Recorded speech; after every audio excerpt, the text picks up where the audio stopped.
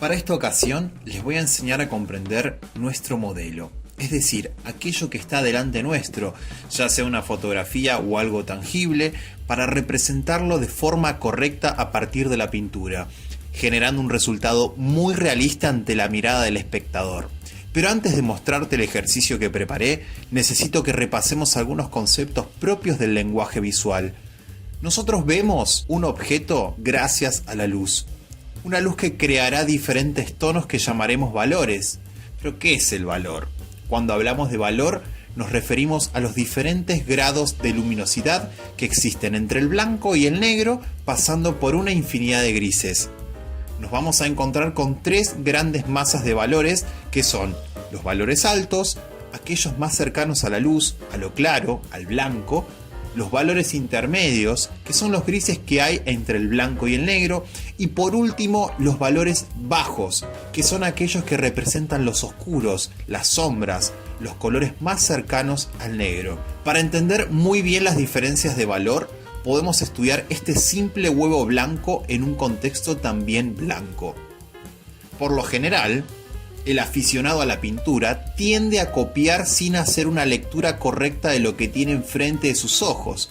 Es capaz de identificar que este huevo tiene una luz y una sombra, pero no reflexiona de dónde viene esa luz, su intensidad, cómo se desplaza sobre el cuerpo que está impactando y muchísimo menos se pone a pensar en el contexto espacial de este huevo.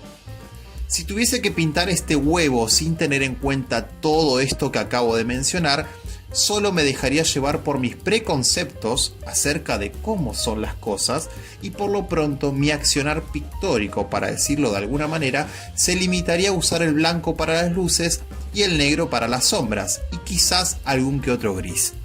Intentaría hacer un degradé entre la luz y la sombra, pintando con un solo valor la sombra proyectada y también el fondo, y ni hablar de esa exageradísima luz rebotada en la sombra que es más clara que la mismísima luz del objeto. Es muy importante analizar los límites entre la figura y el fondo. Si observamos con atención al huevo, notaremos que la relación entre los valores de su forma y el contexto van variando. Incluso descubriremos que por momentos algunos de esos valores son muy parecidos y quizás pueden ser casi iguales. Tampoco el fondo estará conformado por un único valor, teniendo en cuenta que la luz viene de la derecha. Si tomamos dos partes alejadas del fondo, veremos que los valores no son iguales entre sí. La luz rebotada pertenece a la familia de las sombras y por consiguiente su valor no será igual o parecido a la luz, sino más bien un valor bajo-alto o intermedio-bajo, dependiendo de la situación y siempre que la fuente de luz sea una sola. En pocas palabras, la luz rebotada será una sombra clara. Por último, podremos observar que los límites de la sombra proyectada no son iguales en todo su recorrido. Estos límites serán más filosos y duros mientras más cerca estén del objeto y de la luz, y más difusos y suaves serán mientras más se alejen. Pensemos que todo esto que estamos analizando está en un simple huevo con un simple fondo. Simple, pero no quiere decir que sea fácil. Para realizar este ejercicio usé óleos blanco de titanio y negro de marfil, utilizando Liquin como medium de Winsor & Newton y creando unas premezclas a modo de atajo para controlar mejor la paleta y encontrar de forma más precisa los valores. Te dejo en la descripción de este video una clase que preparé especialmente sobre el uso de la paleta, para que la estudies y la tengas presente en todos los ejercicios que iré compartiendo en mi canal. Hice un dibujo previo con carboncillo y utilicé el negro de marfil diluido con el Liquin para fijar ese dibujo al soporte. Es muy importante que el óleo en esta primera etapa esté en una consistencia similar a la tinta. ¿Por qué? Porque si algo sale mal, podemos corregirlo fácilmente retirando el error con la ayuda de un trapo o un pincel seco. Empiezo marcando dónde están las sombras más importantes con un valor bajo y el resto, tanto el huevo como el fondo, lo hago con un valor intermedio alto a partir del negro pero más rebajado con medium. No hay que tener miedo de que el dibujo se pierda un poco, porque lo vamos a recuperar después. Nunca hay que estar atado 100% al dibujo. De lo contrario, el proceso de trabajo va a ser muy duro en cuanto al gesto y al disfrute, y eso se va a notar en el resultado final. Ahora voy a usar unos grises intermedios y casi sin medium. Recordá que el óleo no es una acuarela. Necesitamos materia para trabajar sobre el soporte. Eso favorece la ilusión del volumen y también nos va a ayudar al momento de hacer fundidos o degradados entre los diferentes valores. Podemos diluir al principio, pero solo al principio. Luego podemos aplicar veladuras, transparencias, pero ese es un tema para otro video. Ahora vamos a concentrarnos en nuestro objetivo, que es en encontrar esas sutilezas de contrastes que analizamos al principio de este video. Todo el tiempo en el proceso de esta pintura voy a estar pendiente de estar analizando los límites entre el huevo y el fondo, entre la sombra proyectada y el fondo, entre la sombra y el huevo. Todo el tiempo voy a estar analizando esos contrastes que son los que me van a ayudar a mí a obtener un realismo más potente, un realismo más sólido, ¿sí? Eso es lo que a mí me interesa en este proceso de la pintura, ver esas sutilezas de valor. Obviamente siempre voy a empezar con algo muy general.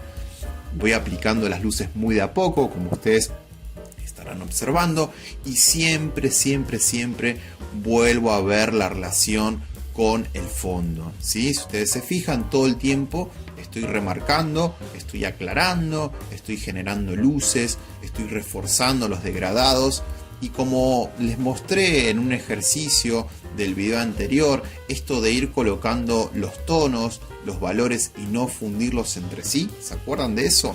Bueno, en este video los estoy fundiendo, pero primero los coloco y después hago los degradados. ¿Cómo hago los degradados? Utilizando pinceles suaves, pinceles de pelo suave. Pueden utilizar, por ejemplo, pinceles de pelo sintético, o también pueden utilizar pinceles de pelo de Marta, que son pinceles muy pero muy delicados, muy suaves, que justamente sirven para hacer los degradados. Ahora lo estoy haciendo justamente con el fondo, coloco materia y luego fundo con un pincel de Marta para que no se note la pincelada y esos degradados sean efectivos, sean funcionales a lo que yo quiero mostrar, ¿sí? Por eso me es importante el video que hice anterior de los planos, para poder comprender dónde está un tono y dónde está el otro. Todo el tiempo estoy reforzando el dibujo. Lo perdí varias veces en el proceso de esta pintura, pero no me preocupa porque lo puedo recuperar 1.000.000 de veces. Como decía Harold Speed, para ganar una obra hay que perderla 1000 veces. Así que no se preocupen si el dibujo se va, es algo normal. Y la pintura tiene un poco eso. Hay que fundir los límites de las sombras. Todo el tiempo estoy fundiendo esos límites. Es importante hacerlo para que no queden tan duras las sombras proyectadas. Es un error bastante común esto de hacer los bordes muy filosos y no tener en cuenta ese detalle de que todas las sombras, todos los límites de las sombras están diluidos. Un poco hacia afuera y un poco hacia adentro. Siempre va a haber un poco de luz dentro de la sombra, salvo que estemos en una situación donde hay muy poca luz. Y bueno, ese es otro tema, ese es otro problema del claroscuro. Pero bueno, amigos, espero que les haya servido todo esto que vimos al principio del video. Les muestro un poco el proceso del ejercicio para que vean que podemos aplicar todo lo que uno ve.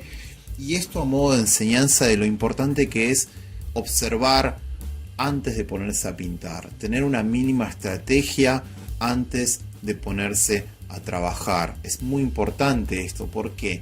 Porque nos vamos a asegurar un proceso más lindo, más interesante, quizás con menos problemas y quizás para no estar tan perdidos, ¿no es cierto? Siempre viene bien tener una mínima estrategia. Así que bueno, amigos, espero que les haya servido esta clase. Y si te gustó el video, déjame tu comentario, dale like, suscríbete al canal. Me podés seguir también en mis redes sociales como Facebook e Instagram, donde comparto todas las semanas mi obra como dibujante y pintor. Les mando un fuerte abrazo y nos vemos en el próximo video. Chau, chau.